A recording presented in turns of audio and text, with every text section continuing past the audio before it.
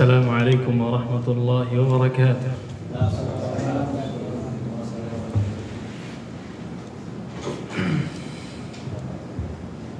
Ada yang masih punya kitabnya? Ada. Hadisnya ketemu. Laisa syadidu bisur'ah. Nomornya bisa beda-beda, tapi di saya 1497. Atau kitabnya kalau mau dicarikan boleh dibawa ke depan. Beda nomornya berarti.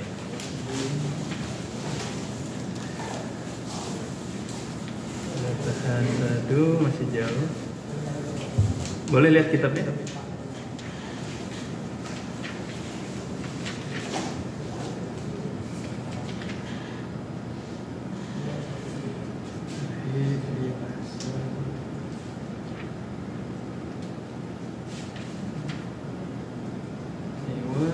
Di 1482 ya.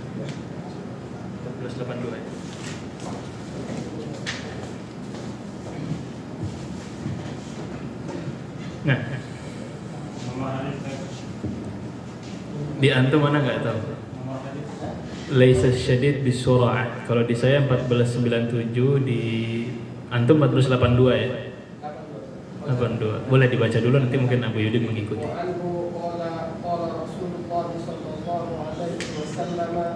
Laisa syadidu bisur'ati innama syadidu alladhi yamliku nafsahu indal ghadab. Muttafaqun alaih. Bismillahirrahmanirrahim. Alhamdulillahirabbil alamin. Wassallallahu wasallam wa baraka ala nabiyyina Muhammad wa ala alihi wa sahbihi ajma'in. Amma ba'du, fa as'alullaha jalla wa ala an yufaqqihana fid din وأن يعلمنا ما ينفعنا وأن ينفعنا بما علمنا وأن يزيدنا علما نافعا وعملا صالحا إنه ولي ذلك والقادر عليه. اللهم ارزقنا الإخلاص في القول والعمل واجعل ما نقوم به مخلصا لك وتقبله منا يا رب العالمين. Jemaah sekalian, tidak ada kata yang pantas kita ucapkan pada pagi hari ini kecuali bersyukur kepada Allah Subhanahu wa taala yang bahkan liburan 2 bulan tidak menyurutkan semangat kita hadir kembali, menuntut ilmu kembali dan memanfaatkan waktu-waktu luang yang kita miliki untuk kembali mengkaji di antara sabda-sabda Rasulullah sallallahu alaihi wasallam. Semoga salawat serta salam senantiasa tercurahkan kepada beliau, keluarga, sahabat dan para pengikut beliau hingga akhir kelak. Kali ini masih dalam pembahasan Kitabul Jami' dari Bulughul Maram di bab At-Tarhib min Masawi'il Akhlaq. Bab ajakan untuk menjauhi akhlak-akhlak yang buruk. Di antara hadis yang barusan dibacakan, wa anhu. Kenapa wa anhu? Hu-nya kembali ke siapa? Kembali kepada hadis sebelumnya. Kalau di dalam kitab-kitab hadis itu kan selalu disebutkan sanad. Oh, yang meriwayatkan Abu Hurairah, wa an Abu Hurairah, wa an Umar bin Al-Khattab, wa an. Tapi kadang-kadang disebutkan wa anhu, cuma dhamir aja. Nah, kalau disebutkan wa'anhu seperti ini berarti kembali kepada yang meriwayatkan hadis sebelumnya, yaitu Abu Hurairah radhiyallahu taala anhu. Di antara sahabat yang banyak meriwayatkan hadis, dan inilah di antara kekhususan umat kita dalam masalah ajaran yang otentik. Jadi kalau mau dirunut, kenapa ajaran kita itu atau ajaran agama kita itu teruji sekali ya, keasliannya semuanya ada tercatat. Hadis ini berapa orang yang meriwayatkan sampai kepada Nabi, semuanya ada. Bukan cuma orangnya siapa, tapi biografinya lengkap, berjilid-jilid, dan biografi tersebut diriwayatkan juga dengan sanad. Hadisnya diriwayatkan dengan sanad, orang-orangnya itu diriwayatkan juga. Bagaimana mereka itu dengan riwayat dan sanad. Ini baru hadis, apalagi Al-Quran. Dalam Al-Quran bukan hanya katanya dipastikan sama dengan yang dibaca oleh Nabi, bukan hanya maknanya atau urut-urutannya sama dengan apa yang dibaca oleh para sahabat. Bahkan kita memperhatikan sedetail panjang pendek bacaan. Mad tabi'i 2 harakat, mad jaiz segini, mad wajib segini, itu detail. Kita riwayatkan, kita baca sebagaimana mereka diriwayatkan membaca demikian. Nah, ini nggak ada lawan. Dalam hal ini nggak ada lawannya. Ya, agama Islam yang mulia ini. Dan tidak tahu, mungkin saya pernah cerita ketika berkunjung ke perpustakaan kampus. Belum ya? Jadi di kampus itu ada banyak manuskrip tua, di antaranya berumur ratusan tahun. Ada di antara manuskrip bahasa Latin itu umurnya di atas 500 tahun. Dan kita tahu bahasa tua itu kalau dibaca oleh penutur bahasa yang sama tapi zaman sekarang bisa berbeda. Kita baca proklamasi aja kan agak unik ya. Itu belum 100 tahun. Bagaimana yang 500 tahun? Nah, ketika itu datanglah rombongan dari negara yang menuturkan bahasa tersebut. Di antaranya bahasa Latiniyah atau yang semisalnya. Kemudian ditunjukkan, kita punya manuskrip. Ini bahasa kalian dari negeri kalian umurnya 500 tahun. Ketika disampaikan manuskrip tersebut, dilihat oleh mereka, jangankan paham, baca aja nggak bisa. Baca aja nggak bisa. Kemudian apa jawabannya penjaga perpustakaan itu, penjaga manuskrip? Hafizahullah. Kami punya kitab bukan 500 tahun, umurnya lebih dari 1400 tahun. Bukan hanya bisa kami baca, masih kita fahami, masih dipelajari, bahkan anak-anak kecil kami menghafalkannya. Kalau bukan mukjizat ini apalagi? Bagaimana kita bisa menjaga Al-Quran sampai sedetail saktah? Tahu saktah? Wa qila man jeda itu diriwayatkan dari dulu, terjaga sampai saktahnya. Kemudian kita masih ragu apakah Al-Quran ini otentik atau tidak. Alhamdulillah ala dzalik. Nah, di antara hadis kali ini adalah sabda Nabi alaihi salatu wassalam. Qala Rasulullah sallallahu alaihi wasallam, "Laisa asy-syadidu bis-sur'ah,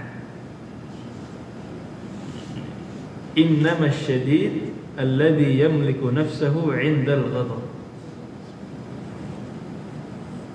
Laisa asy-syadid, apa syadid? Yani qawi, orang yang kuat. Siapa orang yang kuat itu? Bukanlah orang yang kuat asy-syadid bis-sur'ah. Apa sur'ah?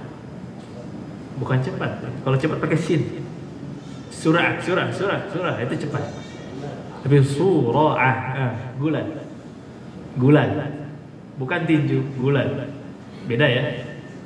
Gulan tinju beda ya. Beda. Kalau tinju kan dia ditonjok ya, kemudian tinju mukanya, wajahnya. Kalau gulat enggak. Ini olahraga dari zaman dahulu ya, bahkan dilakukan. Ya gulat, wrestling. Ya. Jadi didorong, kemudian gimana cara dibantingkan ke atas tanah tanpa apa istilahnya, mempermalukan dia dengan dipukul dan di lain sebagainya. Jadi orang zaman dahulu, para sahabat pun tahu sur'ah itu ya, pergulatan itu seperti apa. Dan bahkan di antara para sahabat ada yang dikenal kuat bergulat. Nanti kita sebutkan kisah. Dan orang yang disebut sur'ah ini wazan. Ya, wazan sur'ah fu'ala ini wazan yang menunjukkan orang itu sering atau banyak. Jadi bukan cuma bisa gulat, tapi memang ahli dan sering bergulat. Sama kayak di surat Al-Humazah. Humazah itu pengumpat. Tapi bukan cuma mengumpat, humazah. Kalau udah dengan wazan fu'alah ini, berarti dia memang sering mengumpat. humazah, lumazah, ya, entah dengan perkataan atau perbuatan. Nah, orang yang sering bergulat tadi, ahli dalam tanding gulat seperti ini, bukan berarti dia orang yang kuat.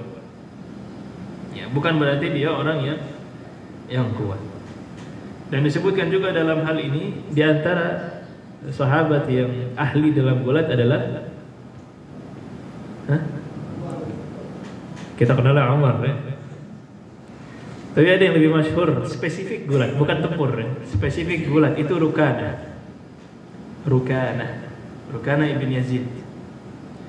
Rukana ibn Yazid saking kuatnya, nggak ada yang berani gulat lagi sama dia, nggak terkalahkan. Ya, dalam hal gulat. Sampai-sampai disebutkan, ya, dalam azhar, Rukana itu apabila kita taruh di kakinya kulit banteng, ya, kulit kerbau, saur. Kulit banteng itu kulit kerbau itu kalau ditaruh di kakinya itu nggak bisa ditarik. Sampai-sampai yang kalah kulitnya yang sobek. Padahal kulit kerbau tebal. Nah, saking kuat. Kemudian ya, ini menunjukkan kekuatan beliau, ya, radhiyallahu anhu. Dan disebutkan beliau itu ketika kisah Islamnya itu datang kepada baginda Nabi alaihi salatu wassalam untuk masuk Islam. Ya. Tetapi sebelum itu beliau minta Rasul gulat dulu dengan beliau. Nah, dan Rasul kita bukan orang sembarangan. Ya, ternyata beliau juga orang kuat. Ya, banyak kisah-kisah tentang keperkasaan beliau sallallahu alaihi wasallam. Ya, beliau menantang Nabi alaihi salatu wassalam, wahai Nabi, ya Muhammad, in sara'tani ya Muhammad, araftu annaka nabi. Kalau engkau menggulati saya dan menang, bergulat dengan saya dan menang, saya yakin engkau nabi. Kemudian saya akan masuk Islam. Tapi kalau saya yang menang, ya ini biasa, saya memang sudah biasa menang. Ya. Tapi ketika itu Nabi bergulat dengan beliau dan Nabi yang menang. Ya. Nabi yang menang dan seketika masuk Islam. Ya, tapi Nabi alaihi salatu wassalam menyebutkan laisa syadidu bisur'ah. Ya, bukanlah orang yang kuat orang yang pandai bergulat.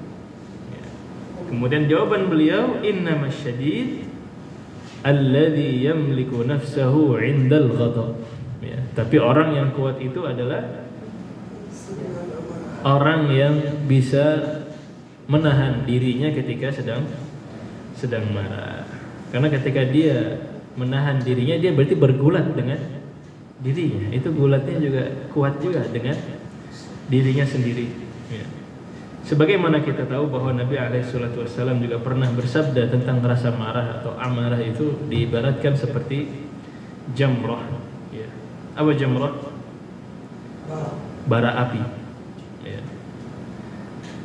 Ghadab itu, ya, sebagaimana sabda Nabi di dalam riwayat At-Tirmidzi, jamratun yulqiha asyaitanu fi qalbil insan.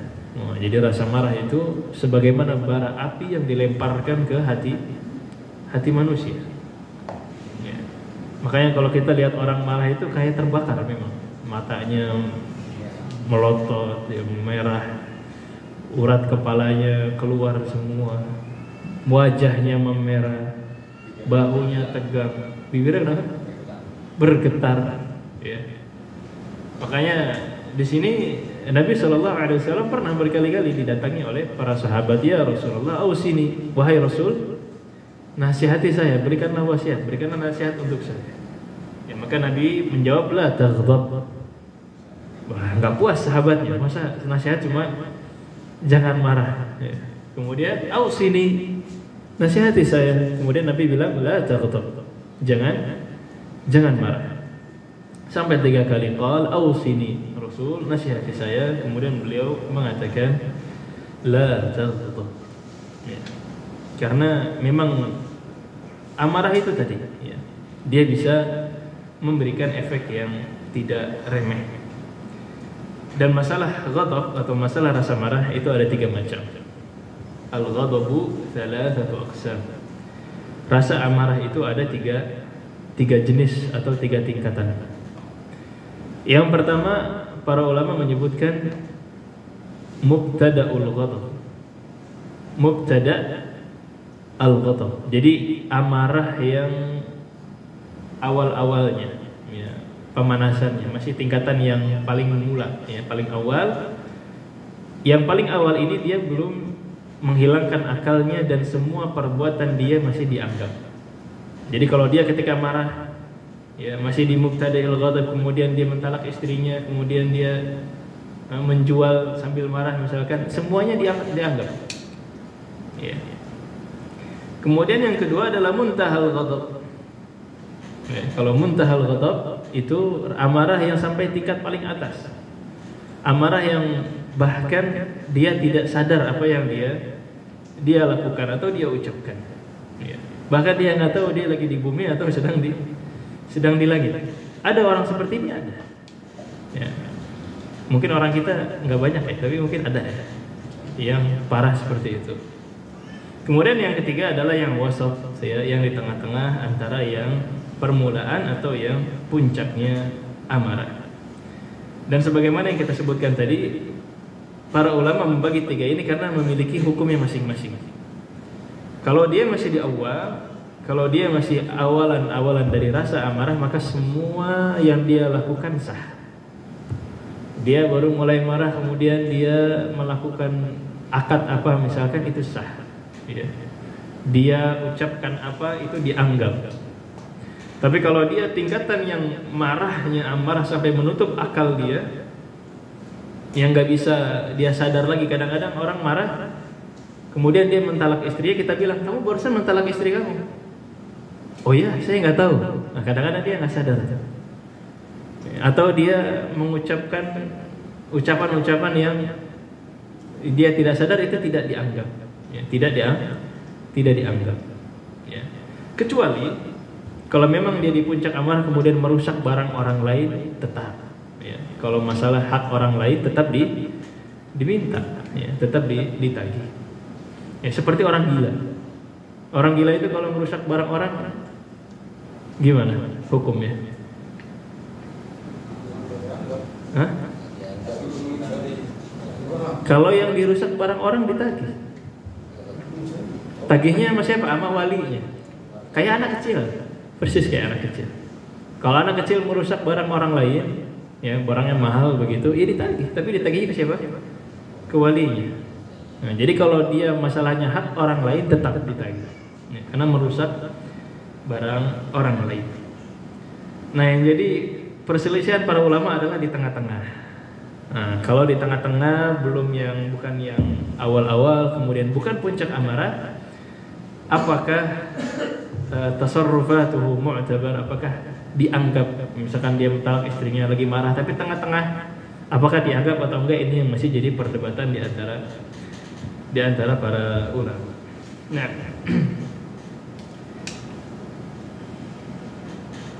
ya, tiga macam tadi disebutkan oleh Ibnu Qayyim di dalam kitab Ighathatul Lahafan. Jadi itu di antara faedah-faedah dari hadis tentang menahan amarah.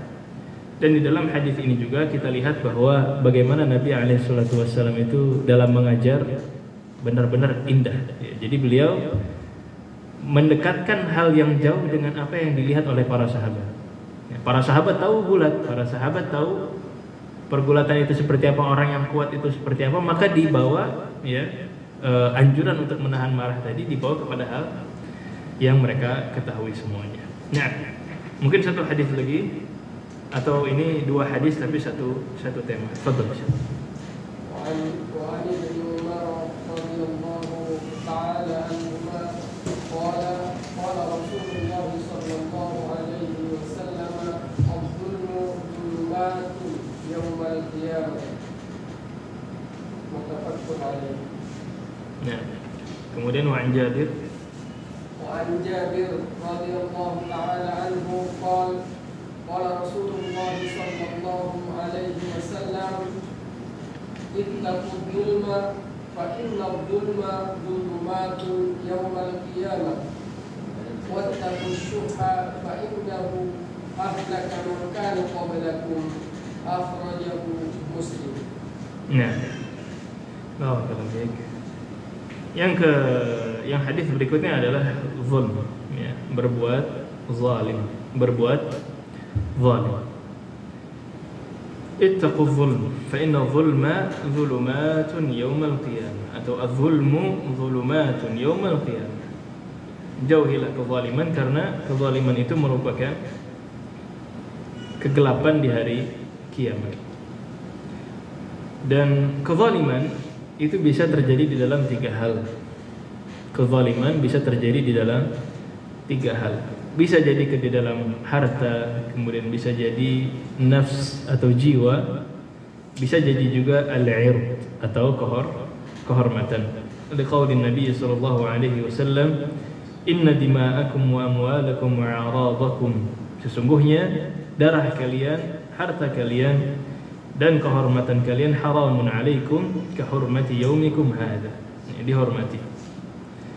Dan contoh dari zalm atau zulm, ya, di dalam harta, kezaliman di dalam harta diantaranya adalah mengaku-ngakui barang orang lain, ya, mengambil hak orang lain, atau dia tidak mau membayar hak orang lain, ya, entah hak orang dia akui atau hak orang tidak dia keluarkan. Kemudian permisalan zalim dalam jiwa, apa contohnya? Jiwa membunuh, ya, itu yang sudah paling parah. Kemudian tidak sampai membunuh, bisa juga menyakiti, ya, menghilangkan anggota tubuh orang, ya, menyakiti, melukai, dan lain sebagainya. Adapun di dalam kehormatan, diantaranya dengan cara ghibah atau fitnah, ya, qadhaf atau fitnah, entah fitnah dengan zina atau yang lain. Nah, jadi intinya kezaliman itu bisa terjadi di beberapa sisi. Kemudian kenapa Nabi alaihi salatu wassalam menyebutkan az-zulmu zulumatun yaumal qiyamah? Kenapa kezaliman itu diibaratkan atau disebutkan sebagai kegelapan di hari kiamat? Ya. Karena pada hari kiamat, pada asalnya orang-orang mukmin, pada hari kiamat, yas'a nuruhum baina aydihim wa bi aymanihim. Orang-orang mukmin itu ketika di hari kiamat, pada asalnya mereka memiliki cahaya. Orang-orang yang tidak mendapatkan cahaya di hari kiamat siapa? Orang-orang kafir. Dari awal nggak ada cahayanya. Orang munafik ada cahayanya kemudian diambil. Nah, makanya ketika orang mukmin berbuat kezaliman yang aslinya dia ada cahaya, nah, dia mulai diliputi dengan kegelapan-kegelapan pada hari kiamat. Ya, pada hari kiamat. Dan ini lebih parah, ya. Hari kiamat itu tidak pendek. Wa fi hadis Jabir, dan di hadis Jabir tadi disebutkan di antara tambahan riwayatnya wattaqu syuh. Wattaqu asyuh. Apa syuh? Syuh, apa bedanya syuh dengan bakhil? Tahu bakhil? Bakhil pelit. Kalau syuh? Hah?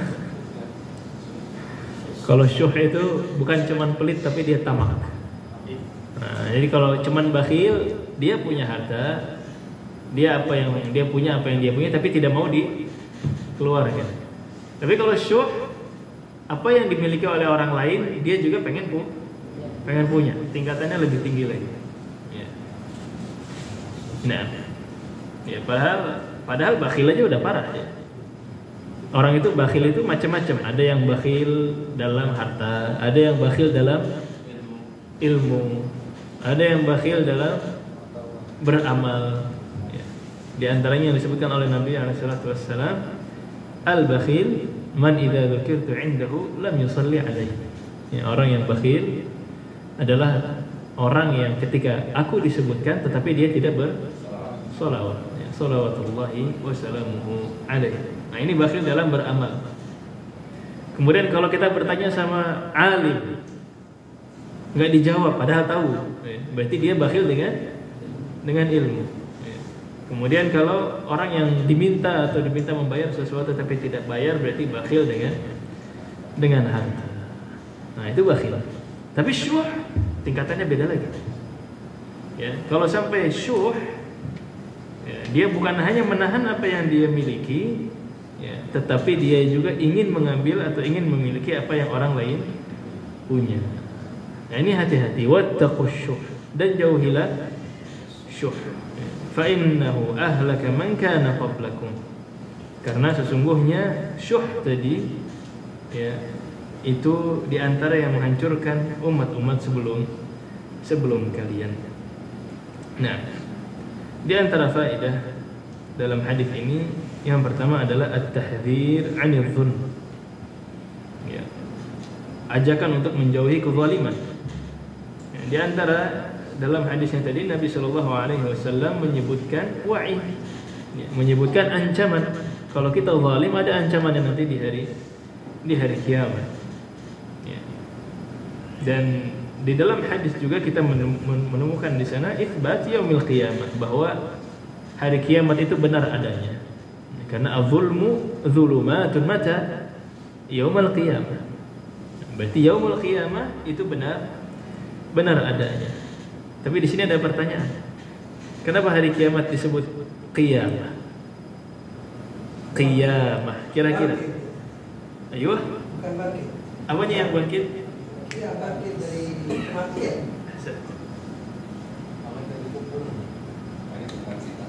Ada 3. Yang pertama tadi, siapa yang bangkit?